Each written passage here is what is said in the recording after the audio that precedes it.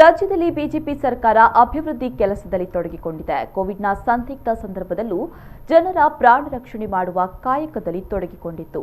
ಅಸ್ತಿತ್ವವನ್ನೇ ಕಳೆದುಕೊಂಡಿರುವ ಕಾಂಗ್ರೆಸ್ ಪಕ್ಷ ಇವತ್ತು ಅನಾವಶ್ಯಕವಾದ ಬಿಜೆಪಿ ಸರ್ಕಾರದ ಮೇಲೆ ಆರೋಪವನ್ನ ಮಾಡ್ತಾ ಇದೆ ಅಂತ ಸಂಸದೆ ಶೋಭಾ ಕರಂದ್ಲಾಜೆ ಹೇಳಿದರು.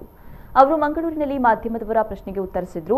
ಡಿಕೆ ಶಿವಕುಮಾರ್ ಅವರು ಅಧ್ಯಕ್ಷರಾದ ಬಳಿಕ ಬಂದ ಎಲ್ಲಾ ಚುನಾವಣೆಗಳನ್ನು ಸೋತಿದ್ದಾರೆ, ಯಾವುದೇ ಚುನಾವಣೆಯನ್ನ ಗೆದ್ದಿಲ್ಲ. ಇದರಿಂದಾಗಿ ವಿಚಲಿತರಾದ ಡಿಕೆ ಶಿವಕುಮಾರ್ ಅವರು ಅನಾವಶ್ಯಕವಾದ ಹೇಳಿಕೆಗಳನ್ನು ಕೊಡ್ತಾ ಇದ್ದಾರೆ. ಇದಕ್ಕೆ ಯಾವುದೇ ಮಹತ್ವವಿಲ್ಲ ಅಂತ ಹೇಳಿದ್ರು. ಡಿಕೆ ಶಿವಕುಮಾರ್ ಮತ್ತು ಸಿದ್ದರಾಮಯ್ಯನವರು ಆತಂಕಗೊಂಡಿದ್ದಾರೆ. ರಾಜ್ಯದಲ್ಲಿ ಮತ್ತು ಕೇಂದ್ರದಲ್ಲಿ ಭಾರತೀಯ ಜನತಾ ಪಾರ್ಟಿಯ ನೇತೃತ್ವದ ಸರ್ಕಾರ ಅಭಿವೃದ್ಧಿ ಕೆಲಸದಲ್ಲಿ ತೊಡಗಿದೆ. ಕೊರೋನಾದಂಥ ಕಷ್ಟದ ಸಂದರ್ಭದಲ್ಲಿ ಕೂಡ ಜನರ ಪ್ರಾಣ ರಕ್ಷಣೆಯನ್ನು ಮಾಡುವಂಥ, ಆಸ್ಪತ್ರೆಗೆ ಅಡ್ಮಿಟ್ ಆಗಿರುವಂಥ ಪೇಷಂಟ್ಗಳಿಗೆ ಹಣದ ಸಹಾಯವನ್ನು ಕೂಡ, ಅವರ ಬಿಲ್ಲನ್ನು ಭರಿಸುವಂಥ ಕೆಲಸವನ್ನು ಕೂಡ ರಾಜ್ಯ ಸರ್ಕಾರ ಮತ್ತು ಕೇಂದ್ರ ಸರ್ಕಾರ ಮಾಡಿದೆ. ಅಸ್ತಿತ್ವವನ್ನೇ ಕಳ್ಕೊಳ್ತಾ ಇರುವಂಥ ಕಾಂಗ್ರೆಸ್ ಪಕ್ಷ ಇವತ್ತು ಅನವಶ್ಯಕವಾದಂಥ ಆರೋಪವನ್ನು ಭಾರತೀಯ ಜನತಾ ಪಾರ್ಟಿಯ ಮೇಲೆ ಮಾಡ್ತಾ ಇದ್ದಾರೆ. ಡಿ ಕೆ ಶಿವಕುಮಾರ್ ಅಧ್ಯಕ್ಷರಾದ ಮೇಲೆ ಅವರೆಲ್ಲ ಚುನಾವಣೆಯನ್ನು ಕೂಡ ಕಳ್ಕೊಂಡಿದ್ದಾರೆ, ಯಾವುದೇ ಚುನಾವಣೆಯನ್ನು ಗೆದ್ದಿಲ್ಲ. ಇದರಿಂದ ಆತಂಕಗೊಂಡಿರುವಂಥ, ವಿಚಲಿತರಾಗಿರುವಂಥ ಡಿ ಕೆ ಶಿವಕುಮಾರ್ ಅವರು ಅನವಶ್ಯಕವಾದಂಥ ಹೇಳಿಕೆಯನ್ನು ಕೊಡ್ತಾರೆ. ಇದಕ್ಕೆ ಯಾವುದೇ ಮಹತ್ವ ಇಲ್ಲ. ಬಿಜೆಪಿಯವರು ಕೈಗೊಂಡ ಯಾತ್ರೆ ಮತ್ತು ಪ್ರವಾಸ ಇರಬಹುದು, ಅದನ್ನು ಫಾಲೋ ಮಾಡಲು ಕಾಂಗ್ರೆಸ್ ಅಧ್ಯಕ್ಷ ಡಿಕೆ ಶಿವಕುಮಾರ್ ಹೊರಟಿದ್ದಾರೆ.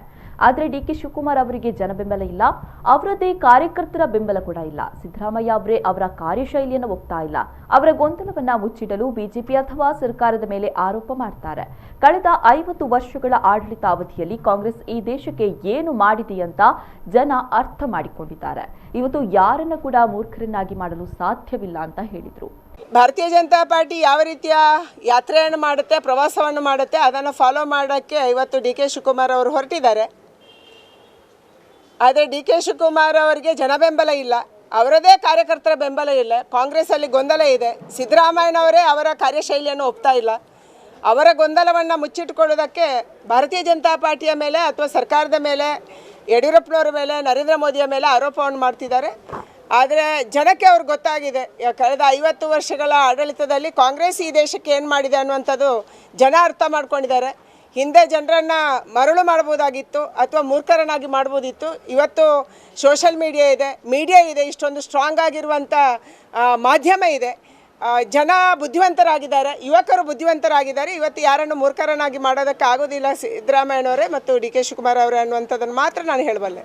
ಇನ್ನು ಸಿದ್ದರಾಮಯ್ಯ ಅವರು ಕೊಡವರು ಗೋಮಾಂಸ ತಿಂತಾರೆ ಎಂಬ ಹೇಳಿಕೆಗೆ ಪ್ರತಿಕ್ರಿಯೆ ನೀಡಿದ ಸಂಸದೆ ಶೋಭಾ ಕರಂದ್ಲಾಜೆ ಅವರು, ಸಿದ್ದರಾಮಯ್ಯ ಅವರು ವಿಚಾರವಾದಿ ನಾಯಕರಿರಬಹುದು, ಆದರೆ ಹಿಂದೂಗಳ ಭಾವನೆಗೆ ಅವರು ಧಕ್ಕೆ ಮಾಡ್ತಾ ಇದ್ದಾರೆ.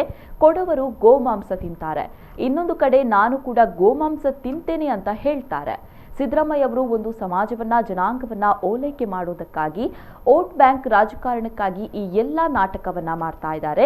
ನಿಮಗೆ ಕೊಡವರ ಭಾವನೆಗೆ ಧಕ್ಕೆ ತರುವಂತಹ ಹಕ್ಕಿಲ್ಲ ಎಂಬುದನ್ನ ನಾನು ಸ್ಪಷ್ಟಪಡಿಸ್ತೇನೆ ಎಂದರು. ಸಿದ್ದರಾಮಯ್ಯನವರು ವಿಚಾರವಾದಿ ನಾಯಕರು ಇರ್ಬೋದು, ಆದರೆ ಹಿಂದೂಗಳ ಭಾವನೆಗೆ, ಕೊಡವರ ಭಾವನೆಗೆ ಅವರು ಧಕ್ಕೆ ಮಾಡ್ತಾ ಇದ್ದಾರೆ. ಕೊಡವರು ಗೋಮಾಂಸ ತಿಂತಾರೆ ಅನ್ನುವಂಥದ್ದನ್ನು ಒಂದು ಕಡೆ ಹೇಳ್ತಾರೆ, ಇನ್ನೊಂದು ಕಡೆ ನಾನು ಗೋಮಾಂಸ ತಿಂತೀನಿ ಅಂತ ಹೇಳ್ತಾರೆ. ಅದಕ್ಕಾಗಿ ಅವರ ಸಮಾಜ ಹೇಳಬೇಕು, ಇವತ್ತು ಆ ಜನಾಂಗದವರು ಗೋಮಾಂಸ ತಿಂತಾರಾ ಅಥವಾ ಸಿದ್ದರಾಮಯ್ಯನವರು ಆ ಜನಾಂಗಕ್ಕೆ ಅವಮಾನ ಮಾಡ್ತಿದ್ದಾರೆ ಅನ್ನುವಂಥದ್ದನ್ನು ಸಿದ್ದರಾಮಯ್ಯನವರು ಹೇಳಬೇಕು. ಸ್ವತಃ ಅವರೇ ಗೊಂದಲದಲ್ಲಿದ್ದಾರೆ. ಒಂದು ಜನಾಂಗವನ್ನು, ಒಂದು ಸಮುದಾಯವನ್ನು ಓಲೈಕೆ ಮಾಡೋದಕ್ಕಾಗಿ, ವೋಟ್ ಬ್ಯಾಂಕ್ ರಾಜಕಾರಣಕ್ಕಾಗಿ ಈ ಎಲ್ಲ ನಾಟಕವನ್ನು ಕೂಡ ಸಿದ್ದರಾಮಯ್ಯನವರು ಆಡ್ತಾ ಇದ್ದಾರೆ. ಆದರೆ ನಿಮಗೆ ಹಿಂದೂಗಳ ಭಾವನೆಗೆ, ಕೊಡವರ ಭಾವನೆಗೆ ಧಕ್ಕೆ ತರುವಂಥ ಯಾವುದೇ ಅಧಿಕಾರ ಮತ್ತು ಹಕ್ಕಿಲ್ಲ ಅನ್ನುವಂಥದ್ದನ್ನು ನಾನು ಸ್ಪಷ್ಟವಾಗಿ ಹೇಳ್ತೀನಿ.